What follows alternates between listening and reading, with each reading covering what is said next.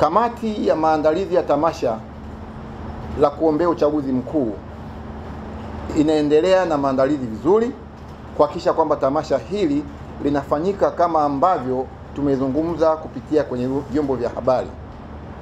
Kama ambavyo tumezungumza kupitia kwenye vyombo vya habari ni kwamba tamasha hili ni maalum kabisa kwa ajili ya kuombea uchaguzi mkuu.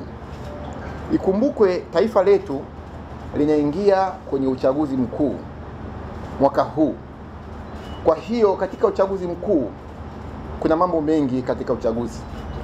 Lazima taifa letu tuliweke mikononi mwa Mungu kuhakikisha kwamba uchaguzi huu unamalizika kwa amani na utulivu, ili maisha ya kila Mtanzania yaweze kuendelea kama kawaida kabla uchaguzi na baada ya uchaguzi. Kwa hiyo tunahitaji amani hii tuliyokuwa nayo tuendelee kuwa nayo. Mwenyezi Mungu aifunike amani hii kwa ulinzi wake mkuu, ili tuendelee kuwa nayo na maisha ya Watanzania wenzetu wote kwa pamoja tufanye shughuli zetu kwa amani na utulivu hata kipindi cha uchaguzi, na maisha yaendelee. Na kipindi hichi sasa tumekusudia kwamba tufanye matamasha haya ya kuombea uchaguzi mkuu kwenye mikoa yote, mikoa 26.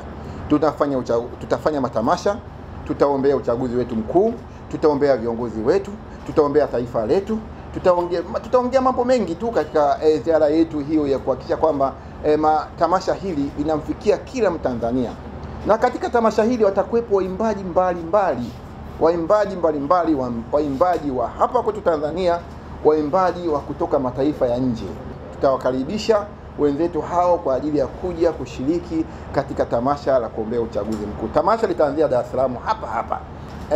Tunajaribu kuendelea kutafuta wafadhili wa tamasha hili, kwa sababu dhumuni letu tamasha hili lifanyike bure, ili kila Mtanzania aweze kulihudhuria tamasha hili. Na pia nataka niwaambie vyama vyote ambavyo vitashiriki kwenye uchaguzi mkuu, ikiwepo CCM, Chadema, ACT Wazalendo, ikiwepo hawa NCCR na vyama vingine vyote. Tunataka tuviwaambie vyama hivi kwamba nchi yetu ni nchi ya amani. Nchi yetu ni nchi ya amani, na nchi yetu ni nchi ambayo utamaduni wa Watanzania, tuna watoto, tuna vijana, tuna washangazi, mababa, wazee na mababu zetu. Kwa hiyo tunawaomba sana, tunawasihi kwa jina la Mungu aliye hai, katika kampeni zenu tunaomba mjizuie sana kutumia lugha chafu katika kwenye kampeni zenu. Kwa sababu kampeni watakuja watu wazima, watakuja wazee, watu wazima, na pia tutaangalia